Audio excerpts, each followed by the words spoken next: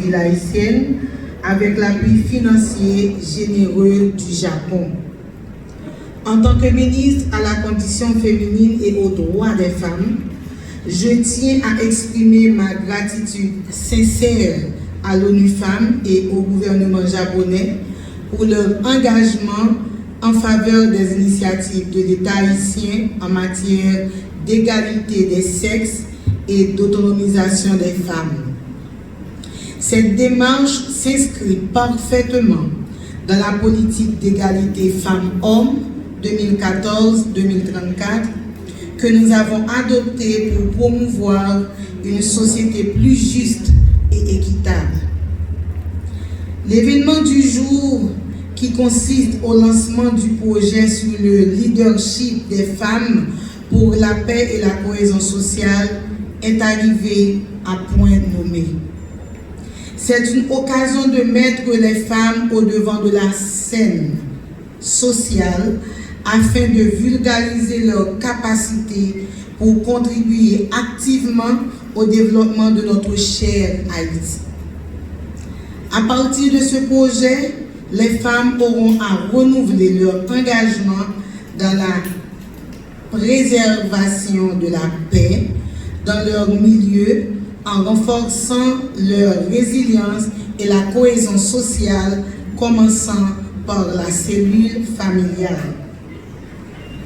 En effet, ce projet prend naissance dans un contexte particulièrement difficile. Haïti traverse une crise humanitaire sans précédent, avec plus d'1 million de déplacés internes, dont 53% de femmes. Les gangs armés ont plongé notre pays dans un état de violence et de terreur, impactant lourdement les femmes et les survivants de violences basées sur le genre. Il est déchirant de constater que 4 femmes sur 5 subissent des violences, incluant le viol, souvent de manière répétée. Cette crise a des répercussions graves sur nos jeunes filles, notamment celles qui vivent dans les sites de déplacés, privées de leur droit à l'éducation et devenues mères prématurées. Face à ces défis, le projet que nous lançons aujourd'hui apporte une innovation et une lueur d'espoir. En renforçant la résilience et le leadership des femmes, il leur fournira les connaissances nécessaires pour initier des activités génératrices de revenus, les aidant à sortir de la dépendance persistante de leur environnement actuel. Ce projet deviendra un modèle pilote de prise en charge intégrée où différentes institutions étatiques apporteront leur contribution pour garantir le soutien attendu. Pour atteindre ces objectifs, il est impératif de renforcer les institutions clés qui jouent un rôle crucial dans la prévention des violences basées sur le genre, la facilitation de l'accès des survivants aux services nécessaires et de qualité, ainsi que la répression des acteurs de ces actes odieux.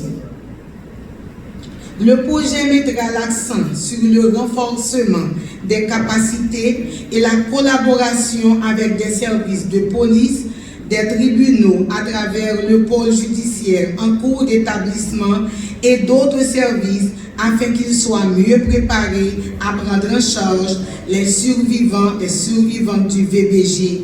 Et j'applaudis dès demain ces initiatives du chef du gouvernement et du CPT. Des formations spécialisées seront dispensées aux agents de police pour améliorer leurs compétences en matière de gestion de cas de violence et en matière d'intervention d'urgence. En parallèle, des initiatives seront mises en place pour créer un environnement favorable et à la protection et à la promotion des droits des femmes au sein des communautés. Par exemple, le ministère à la condition féminine et aux droits des femmes entend mettre sur pied une maison des femmes dans au moins 3 départements, l'Ouest, l'Artibonite et le Centre, qui sera un lieu d'écoute, des soins psychosociaux, de formation, d'accompagnement juridique et surtout de reconstruction personnelle et professionnelle. C'est un espace où les survivantes pourront non seulement guérir, mais aussi retrouver leur autonomie, leur pouvoir d'agir et leur place pleine et entière dans la société. La Maison des femmes vise également la réinsertion socio-économique en outillant les femmes à travers des formations professionnelles, des appuis à l'entrepreneuriat et des mécanismes d'inclusion financière. Il s'agira d'un véritable levier de transformation sociale qui contribuera à briser le cycle de la dépendance et de la violence. Nous savons que derrière chaque survivant de violence basée sur le genre, il y a une histoire de courage. Mais ce courage, aussi admirable soit-il, ne suffit pas dans l'appui d'une société solidaire sans des politiques publiques fortes et sans des structures adaptées pour accompagner leur reconstruction. Le MCFDF est en train de venir en aide à des femmes dans les sites de déplacés en leur inculquant, en leur apportant alors un appui psychosocial. Le ministère va aussi reprendre la ligne 8919 pour les femmes victimes de violences. La sensibilisation et l'éducation seront au cœur de ces initiatives, avec des campagnes visant à changer les mentalités et à promouvoir une culture de respect et de dignité pour les femmes et les filles.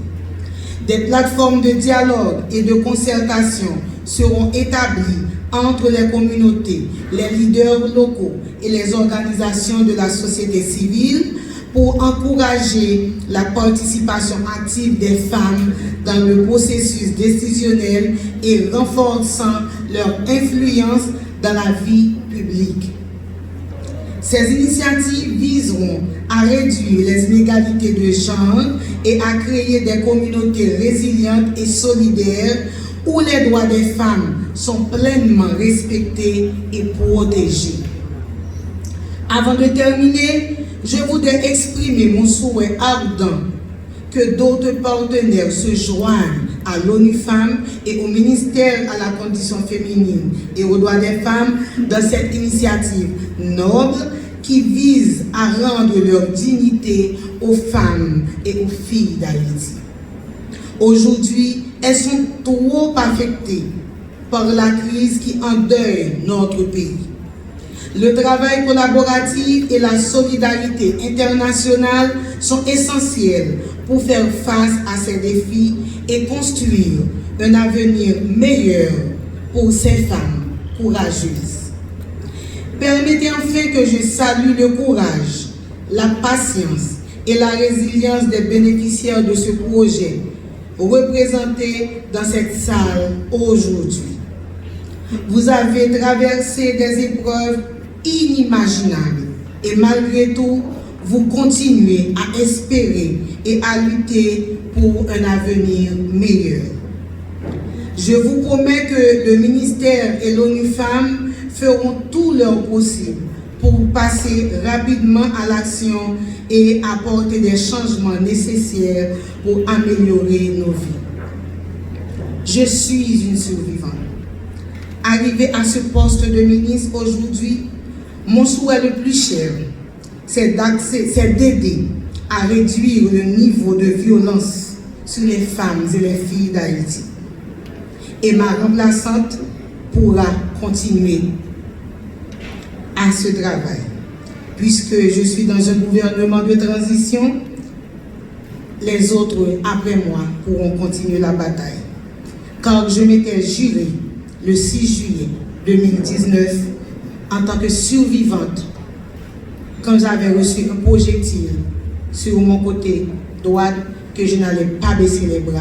Et aujourd'hui, ce n'est pas un cadeau et ce n'est pas une chance, ce n'est pas un hasard que je sois ministre à la condition féminine. C'est pour continuer la bataille parce que je suis une survivante qui n'a pas baissé les bras.